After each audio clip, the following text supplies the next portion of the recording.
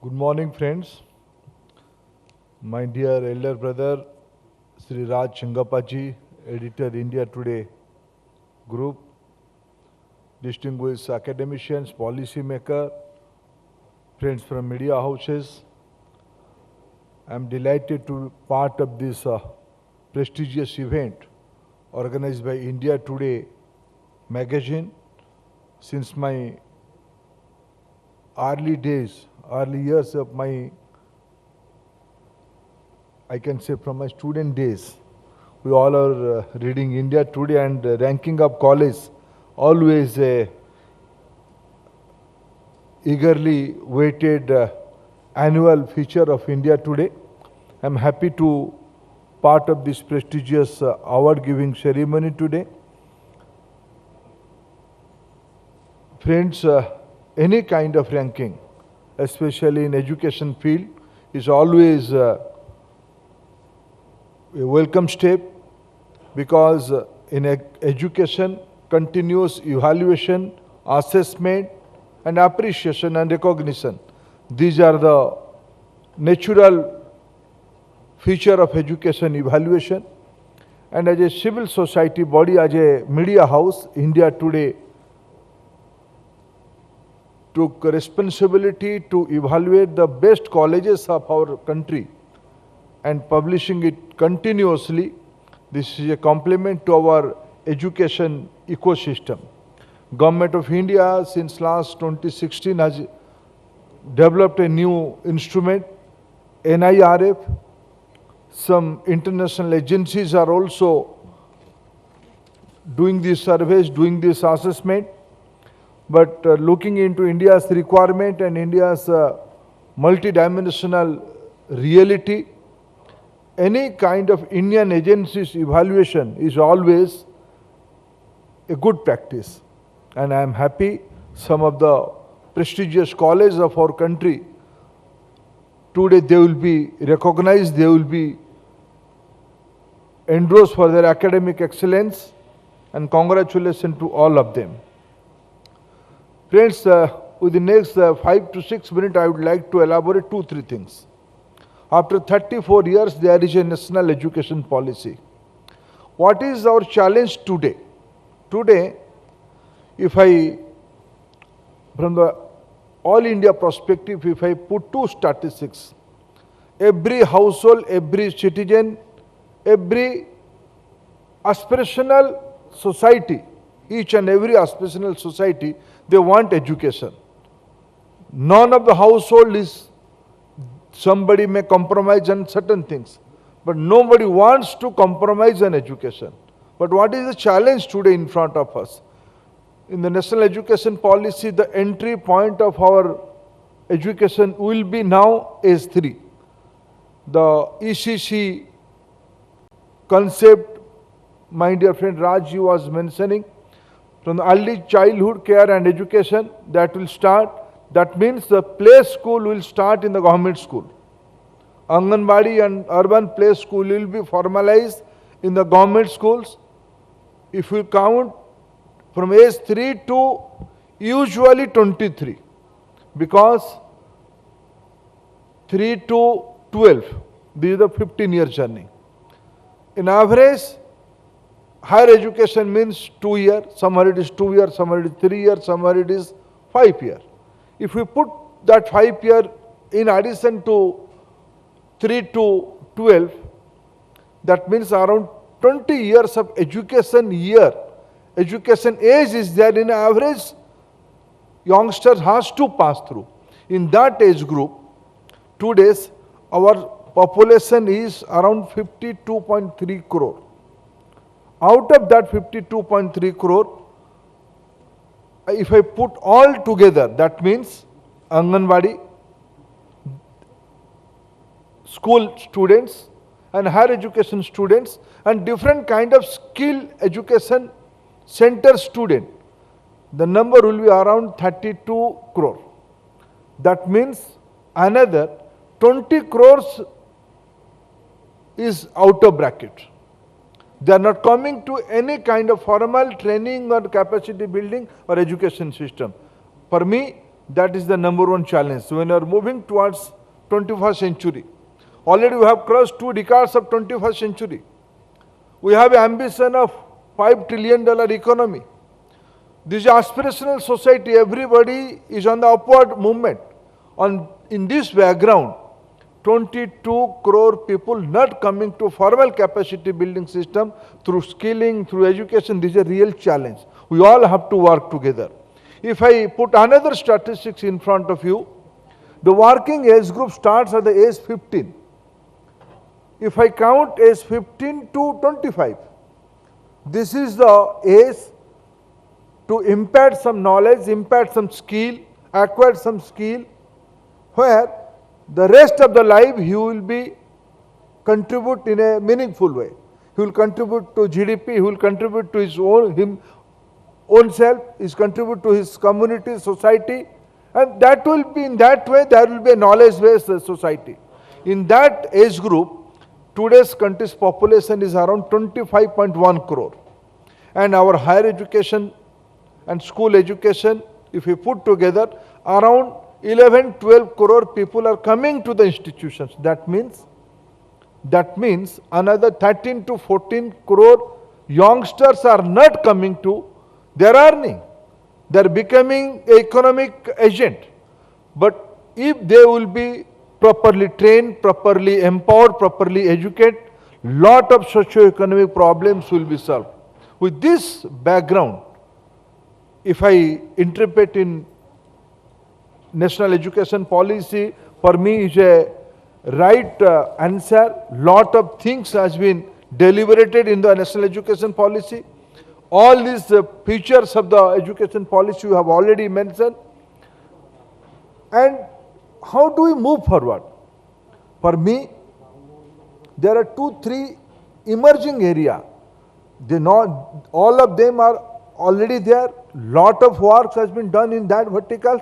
But in the present context, we have to think out of box way. We have to plan something out of track. Like, if I quote another statistics in front of you, in India, we all believe employability is a major challenge. For employability, you have to learn English. Friends, if I analyze the major developed economy, 3-4 economic are in front of me. They are not doing their R&D, they are not doing their research, they are not doing their high-end jobs through English. Who are they?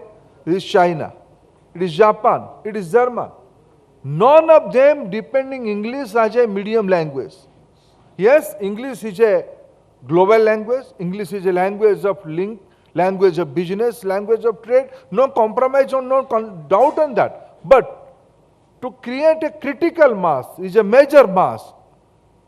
You have to focus on the language. Today, if I analyze 10 major languages of globe, who are they? 2 belong to India. English is the highest speaking language in the globe today. If I quote the number, English is the 13 crore. People are speaking in the out of 700 crore, 113.2 crore people are speaking English. After that, the Chinese language Mandarin, 111.7 crore are depending on Mandarin language. If I quote 2 Indian languages, Hindi and Bengali, I am consciously using the word Indian language, Indian origin language. Bengali is a language spoken by 2 countries, India and Bangladesh. This is a language of trade, this is a language of cultural exchange, this is a language of network. If I put together, 84.3 crore people are speaking Indian language. We have to, in the 21st century in India, if we have to grow, we have to think about our local language. All language in India are national language. Add-on English will be there, but we cannot create divide between X language or Y language. We cannot impose any language on other language. In Indian language, we can complement each other. And through complementing each other, NEP envision, we can create, we can fill up the gap. When I'm talking about the big picture, 20 crore people are not coming to the institution. 14 crore people are not coming to any formal capacity building center. Why they are not coming? Language is one of the major barrier of that issue. We have to find out the way. I have my expectation from this August body and August gathering. How do we solve this problem? Number two, Rajji was mentioning, if we have to, because in the higher education linked to employability, linked to economic activities. Today, India's GR is around 27%. In the recent past, the women enrollment, girls enrollment in higher education is moving above than boys. This is a good sign. This is a good sign. The society will be more empowered. Still it is very low, 27 point something. We have to achieve 50% GR gross enrollment ratio in the higher education vertical by 2035. How do you do that? Can you do that through opening new institutions and new seats? Adding more institutions, adding more capex? How do we organize resource for higher education, good training, good skill centers for a big mass? I think today in the 21st century, we have an opportunity through technology. This financial year, Honorable Finance Minister has announced for a digital university in the pan-India level. EduTech are doing well in our country. They are most welcome. More EduTech should come up, but there must be a balance between. But in India, our belief, knowledge cannot be traded. It should not be traded. It is done. Vidya दान सबसे बड़ा पुण्य काम ऐसे हमने माना है. That's for EduTech are more, they are most welcome. And Rajji know my mind. When I'm welcoming EduTech, I have my expectation from our young entrepreneur. They must give back to society. They should develop a model. Google is doing business, Facebook is doing business, but affordability is a major point of their growth. Our EduTech should create instrument, create mechanism where the affordability should be a major issue. Our digital university instrument and EduTech. EduTech by entrepreneur, EduTech by academician, they can be roped in, they can be networked. In that way, in the next decade, we can have a exponential jump in our GR. Another announcement in this budget, we have committed, there will be 200 new TV channels for school education. Already we have 34 TV channels for all the education verticals. Now they will be taken care by higher education department. Higher education department will having 60 TV channels. School education department will have 200 TV channels. That means putting together 260 TV channels. Government of India will spend on all these projects. We will have MOU with state governments, provincial governments. Content will be jointly developed, and Government of India and Prime Minister's vision is to give zero fee based knowledge, quality knowledge to the last mile. And today, I politely accept this challenge. Yes, in the initial days there are some challenges, and rightly Rajji is a reputed editor. Editors has a role to put government on tenterhooks. How do you achieve this target? Today, this pandemic has shown digital education through satellite, through internet, through pre-recorded mechanism. Around 60% students are accessible to digital education. When we are envisioning 260 TV channels, they will be free to air, and I can visualize that will be the number one communication network of the world, where from an apex point to the last mile will create a robust new communication challenge for our underprivileged students, for the deprived students. Friends, there are other few challenges.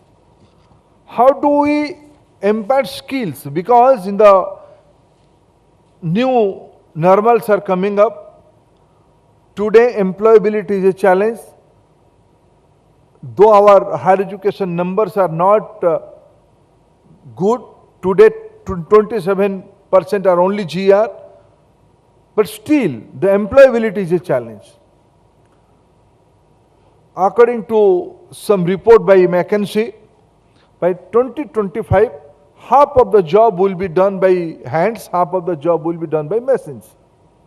AI, VR, AR, machine learning, these are the very interesting concepts. They are already part of our lifestyle. We cannot avoid them. We cannot envision without a smartphone how do we function. That means lot of manual job is getting automatic route. In this new normal, how do we create more jobs for our students? How do we create more economic opportunity for youngsters? Friends, skill and this industrial evolution 4.0 era, half of the population has to be unskilled first. They have to be reskilled. They have to be upskilled. And majority of them has to be primarily skilled. Skill and vocational were not inspiring, not aspirational at one point of time. I congratulate the sponsor body Atlas Skill Tech University. Not only them, lot of private university, lot of government institutions, lot of higher learning points have realized this issue, because the era of management training is over today. Now all the corporates, all the employer is expecting, when the student will come to my job, when I will hire him or her, she must be properly trained. She must be equipped with modern skills. Then my activities will be productive. So there is a paradigm shift, because previously we thought skill means plumbing, skill means electricians, skill means driver, skill means cook. Friends, these are the skills. In that area, we also need good skill set people. But when we are talking about cryptocurrency, when we are talking about blockchain, when we are talking about machine learning, in that area, not only we need hardware developer, not only we need software developer, we need maintenance boy also. We need supervisor also. That means all the become graduate must be learn blockchain according to their wish, according to their interest. They must learn AI. They must learn data science. Then only their become education and data science education will be economic productive, and he will lead a meaningful life. And our vision in NEP, gone are the days, if you want to be the global leader, if you want to be because in last pandemic has shown one thing, you have to take responsibility of the universe. In the sustainable development challenges, India has the answer. India is the contributor of global sustainable commitments. In that way, you have to develop your students as a global citizen. For that, you have to have new age skills, new age responsibility, new age ideas. And I am confident, collectively, those who are working in government sector, those who are working in private sector, we must work together and create a 21st century knowledge-based society in India, which society will not only take responsibility of our country, which society will take care of entire universe. That is the responsibility of India. I am again thankful to India Today to encourage this knowledge-based economy, knowledge-based society, knowledge-based global citizen developing institutions. You are organizing a very prestigious event. Thank you, friends.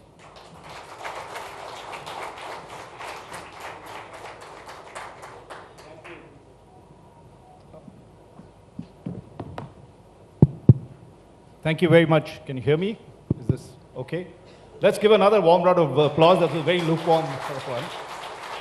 And importantly, I think the minister, and we now know it's in the right hands. This ministry has stressed on education and employability. That's very critical in terms of it, and also in terms of skill development.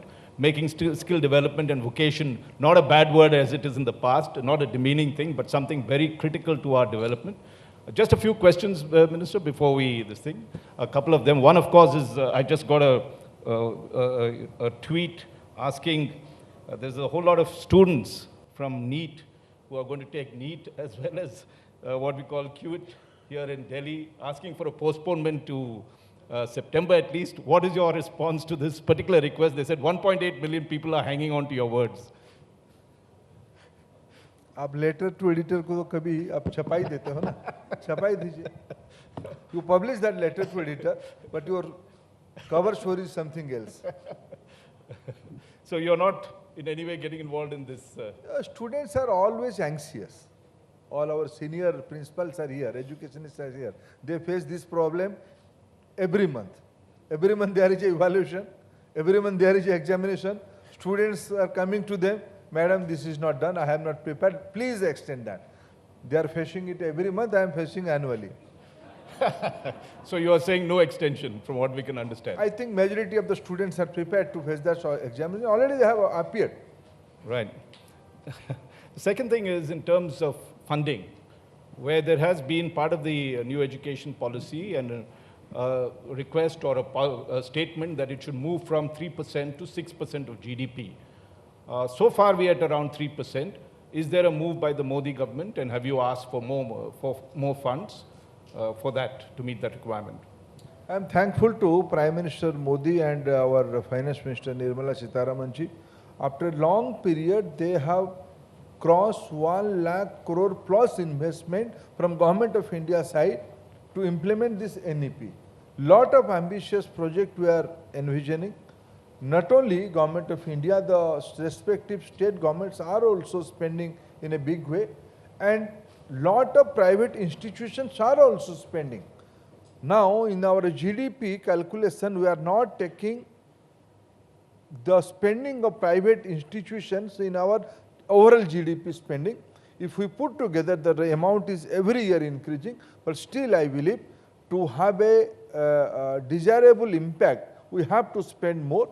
And lot of philanthropists, for the first time, I see, I can say with full responsibility, this year, on the occasion of Visitors Conference, Honorable President of India has invited some of the philanthropists to have a cup of tea with him. Who are they? Those who are spending, I bow my head to a IT sector lady, very modest. She doesn't want to even take her name, who sees. She donated 50 crores to her parent institution. That means new philanthropic spendings are coming also. Society and government, both of them has to spend on the capex, on the opex of the education sector, and government is committed to increase that, and we are doing that. Now, the other issue was the setting up of a higher education commission, which was part of the NEP. How quickly do you envision that this would happen? When are you moving the bill to ensure that this is done speedily?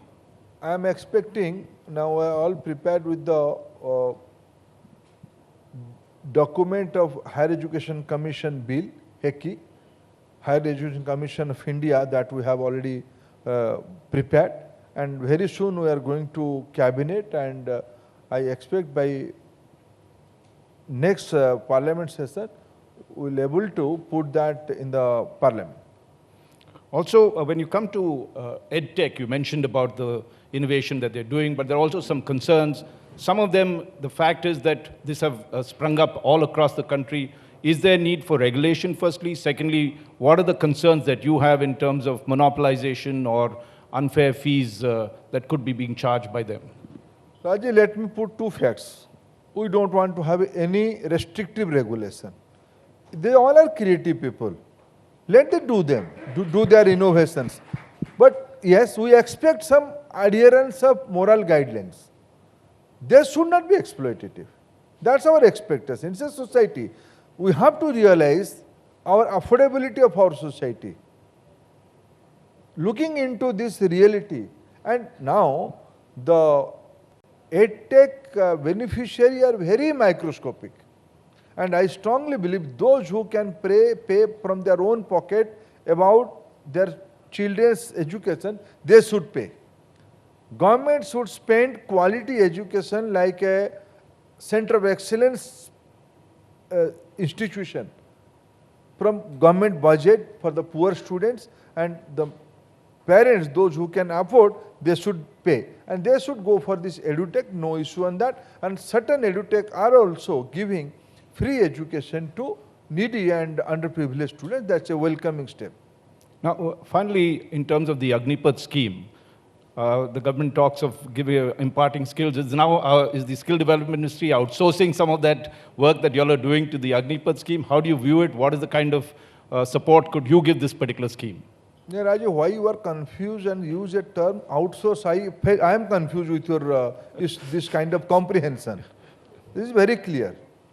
And I think Colonel Puri has, when he mentioned that he compliment the Education Ministry and Skill Ministry's responsibility on this Agnipath scheme. We are very clear. Just now I was mentioning not only Agnipath. Now all prestigious institutions' principals are here. Companies are coming to them in the fourth semester, after fourth semester. They are coming to them. In the last 2 semesters, develop this course for me, and I am hiring this ex-student, and I need this kind of quality on her or him. Please train him or her with your regular study. The management training cost is now given to student during his student, that is in a way scholarship for him or her. The on-job, on-studentship trainings, need-based training, focused training are the order of the day.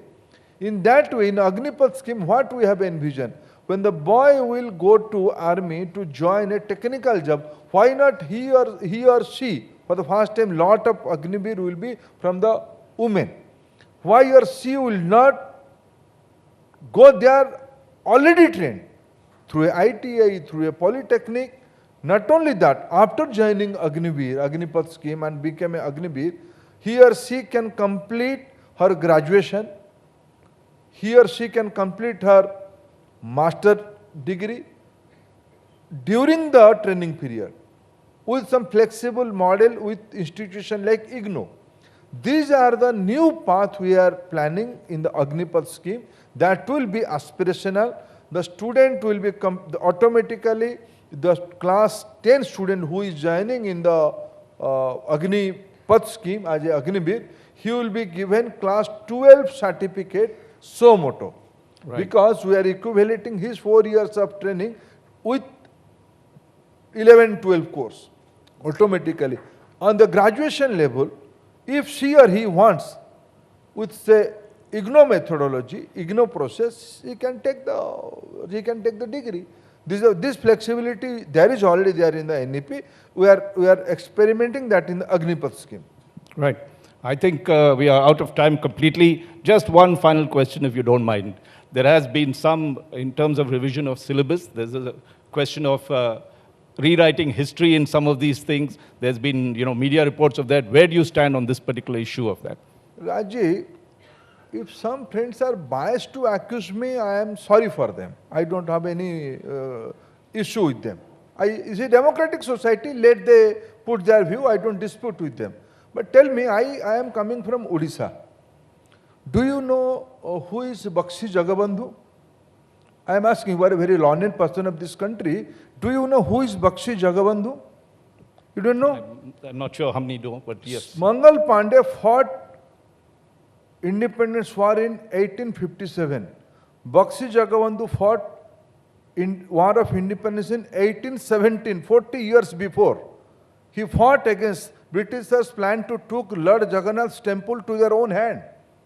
They prisoned my king in that area. Being a peasant captain, Bakshi Jagabandhu fought a big, courageous fight against Britishers. Is that in history today? If we want to impact that course in our history, what is the problem with some friends? My vision is very clear. We want to create a bigger, draw a bigger line. We don't want to undermine anybody. And do another aspect. What is their problem? I fail to understand. Don't they want to impact our younger generation with frontier technology, frontier skills? Physics, I am a student of social science. मेरे को बहुत physics समझा नहीं, इसलिए मैंने social science में आ गया. I did the same. Today, physics is the mother science. The chemistry people will be annoyed. Chemistry people will be annoyed. The science, now in science, the era of applications is dominating. Applied physics, applied chemistry, bioscience. Do you think we should not give training and we should not change our course in tune with the global need? Course curriculum upgradation is a regular affair of all institutions, whether it is a university, it's a college or a state board. If some people have their own problem, in a democratic society, I respect them and I learn from them also. But we are determined to create a scientific and modern society who has a global viewpoint. Our children must have a global viewpoint and with a rooted approach. We should be proud of our root. We should be proud of our pan-Indian history. We should not compromise on that. Thank you very much for it. And let's give him a very warm round of applause for that candid answers. Thank you very much, Mr. Pradhan, for that very insightful conversation. Thanks, Raj.